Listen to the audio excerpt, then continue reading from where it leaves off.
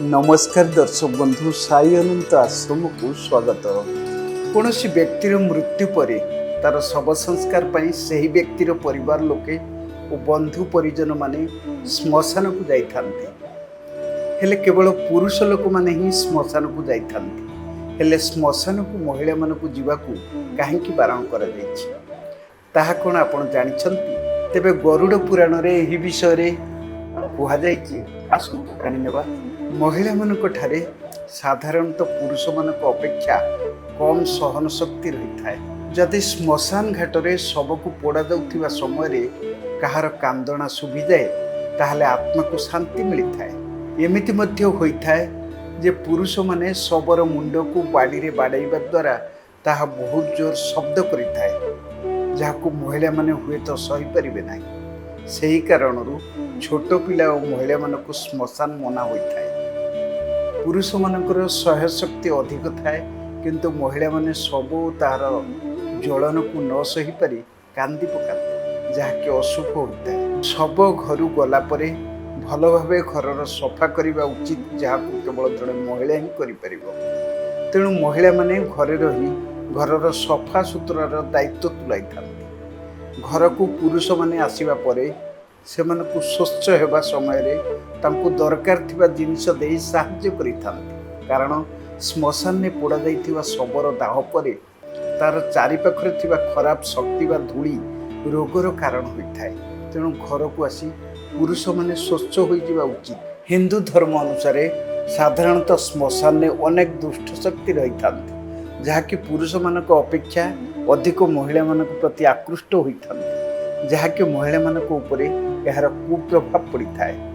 तेणु गरुड़ पुराण अनुसार महिला मानक श्मशान मना होता है। विशेषकर कुआरी महिला मानक आड़कू नकारात्मक शक्ति अधिक आकर्षित होता है एवं शरीर में प्रवेश हो जिबार मध्य आशंका रही है। भूत प्रेतर यह भयावह को बंचे महिला मानक श्मशान मना होता है। जय हो आनंद। हर प्रसाद राउतराय अवस्था कौन थी कौन तरह सी तार देह टिके आगो जहाँ खराब थिला तापर तो 10 मासर हो गला सी खाली जहाँ पेटे पेटे सब चलला माने पेटे पेटे माने सब बड़ा बुलिला आउ बसलानी कि आंठेलानी किछि नथिला। को गोडटी लगै परनथि एई बाम गोडटा बाबा कहले ताको माने 21 दिन बारण रहिया पई आमिष पियाज रसुण बारण रहिले 21 दिन आउ अरुआ खाइले शनिवार मंगलवार आउ देथिले ताको झाड़ी देथिले आउ ये कले गोटे कछुआ देथिले पूजा माने रखिया पई उत्तर दिगो कोन से गोटे हां देथिले। तापर सब शनिवार मंगलवार झाड़िले 4 थर झाड़िले आज लास्ट थिला। केते दिन भीतर तमर भलो हला 3 दिन रे पुओ टिके बसिला पूरा परिष्कार 3 दिन भीतर बसिला तापरे धीरे धीरे तार से ये हला एबे संपूर्ण आगे 21 दिन हेला को सब क्लियर हेला माने निजे आठे के जाउची माने ये होची धर के ठिया होची।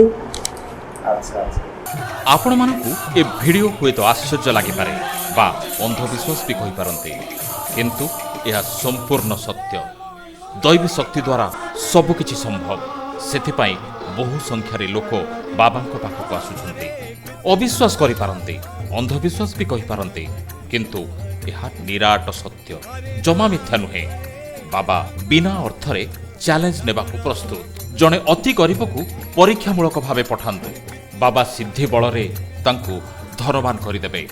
अभिज्ञ साधक वास्तु दोष संघ दोष पारिवारिक अशांति आर्थिक समस्या व्यवसाय रे हानि एवं जमीबाड़ी समस्या विवाह विलंब प्रेम व्यापार ए समस्त समस्यार सरल समाधान पाए जोगाजोग करंतु बाबा श्री अनंत आश्रम भुवनेश्वर। फोन 7008 555 180।